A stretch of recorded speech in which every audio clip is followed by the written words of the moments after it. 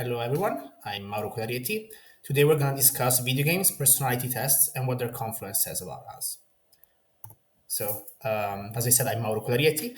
I'm a master's student in creative writing at 𝗍𝗶𝘅𝗶𝗁𝗀 Academy in Rome, but I'm also a second year PhD student in learning sciences and digital technologies.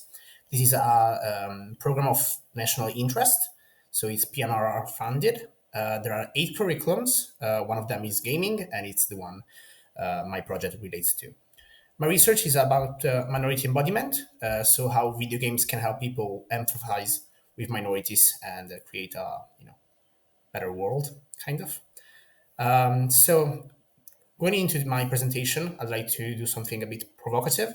So I'll show you a trailer of Hanged DJ, which is the 4th episode of the 4th season of Black Mirror, and we're gonna start from there to analyze this intersection between video games and personality tests.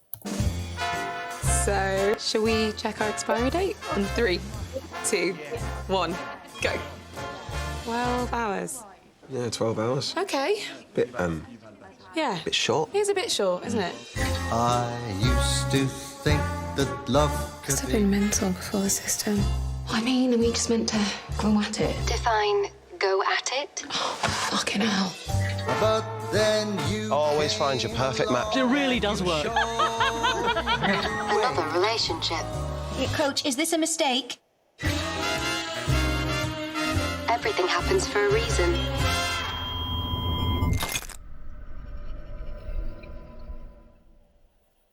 Okay, so this is one of my favorite episodes from Black Mirror. So it talks about Amy and Frank. These are 2 single characters that are matched into relationships thanks to Coach, which is a dating app that uses an algorithm that eventually determines their lifelong partner. So the episode was inspired by Spotify because the writer actually, thought that it would be interesting to work on the concept of playlists of relationships. So my presentation tries to answer this question. How far are we from a dating app or any app in general that can use algorithm to, sort of define how people get along and who people are? So I'm just gonna start with some key concepts related to psychology applied to ludonarrative. And then we're gonna use 2 case studies. The first one is gonna be Tinder for Swipe Night and Swipe Night Killer Weekend, and Free Ride, which is an upcoming indie game. And then we're gonna just discuss a bit about where we are headed. So as the first key concept that I like to talk about is branching narratives. This is a form of interactive narrative where storylines can diverge based on the player choices. It leads to multiple possible outcomes, narrative paths, and endings. So I put here 2 examples. We have Life is Strange. In this shot particularly, we have to choose between blaming our friend or taking the blame for them, and it will imply a change in the relationship with said friend. And we have Detroit Become Human. It has like 2,000 pages of script. It has like 80 endings plus. And here we see like what is called a branching tree, which is like a diagram with all the possible outcomes of the choices the player makes. So the second concept is player agency, which is the degree of control and influence that player has over the action of their own avatar within the game world. Jamie Stevenson defined a framework for classifying these games that use branching narratives. We have static games, which are games without actual branching narratives. There is no direct impact of the player towards the narrative of the game. Then we have adaptive games in which there are slightly different narrative contents based on the choices. So maybe the dialogue changes based on our attitude towards a secondary character. And then we have systemic games, which are the ones we're going to treat today. There are deeper consequences based on the player interaction. It really works with the concept of moral dilemmas, and the whole concept of player influencing the narrative is focal. Okay, the third concept I'd like to talk about is ludic subjectivity. It considers how playable figures, such as avatars, reflect the player's existential and experiential structures.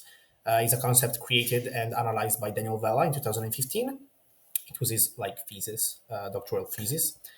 And then we have Karen Schuer and Matthew Farber, who analyzed statistics in games. So how the avatar statistics, such as is a good character, is a bad character, could actually align with the person that you are in real life. So there are different studies that we could talk about how video games can influence people's beliefs in real life and vice versa. But I'll just chose this one. So it was about bias against Black people. And so the subjects of this survey were around 330 white undergraduate students from a big US university. And they found out that gamers that spend more time playing video games have less views, less bias, we could say, of Black people. So this also applies, for example, to VR. Even MIT examined racial attitudes in virtual spaces through gaming. But yeah, there are like many, many more.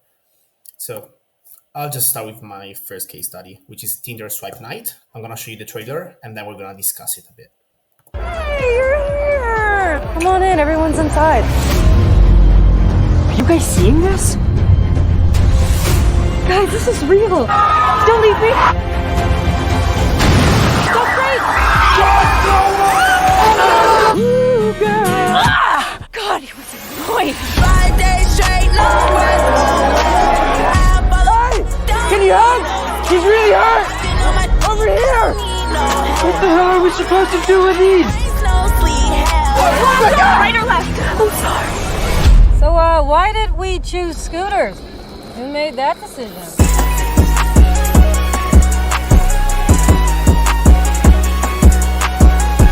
Hey, you're here! Come on. So, in 2019, Tinder, which is a dating app based on mutual interests, so you have a profile and the other person has a profile, and if you both like each other, you can start chatting. They created in 2019 the first Swipe Night, which is placed 3 hours before the end of the world. And based on the choices that you made in this interactive narrative, you could end up with different matches. So it's a sort of personality profiling through branching narratives. In the picture I put here of Lily, 24, you can see that she saved the puppy. It means that the profile that was using Tinder in that moment actually also saved the puppy. And then we have Swipe Night Killer Weekend, which it's a sequel, kind of. It's a spin-off, I would say. It's a whodunit sort of story. You're in this big mansion and somebody died, and you have to find the culprit. And even there, like the whole concept was based on your choices, based on your empathy, based on your morals. We're gonna find through the algorithm potential matches for you. And then the second case study we'd like to talk about is Free Ride. It's an upcoming indie game by a very small studio. I'm gonna show you the trailer and then we're gonna talk about it.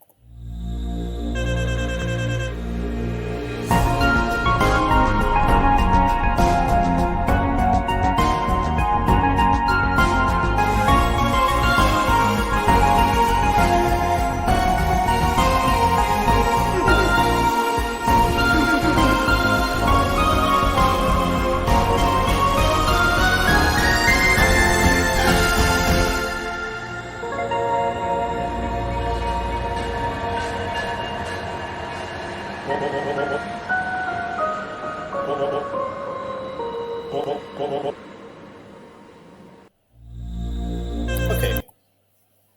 So, as you could see from the trailer, we're not that far from Tinder. So the whole concept is the gameplay can record every interaction made by the player towards the game world and its inhabitants, and analyzes it to sort of box the player into a certain kind of personality. Even in this case, we're talking about personality profiling through branching narratives. But if in that game is based on binary choices, so you just have two options, here you have multiple options.